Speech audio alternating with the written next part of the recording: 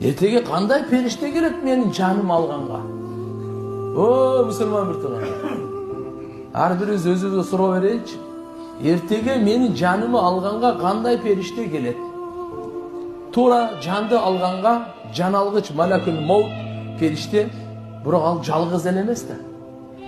Bir sekundasында канча деген адамдар өлөт. Анын аскерлери бар.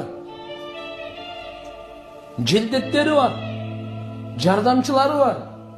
Жан алганга келген. Бирок билип коюңуз, кандай жан болсо ошондой периште болот. Бул не деген кеп? Жаныңыз канчалык нурлуу болсо, канчалык таза болсо, канчалык Кур'ан, хадис менен сууланган болсо, сугарылган болсо, ошого жараша периште келет.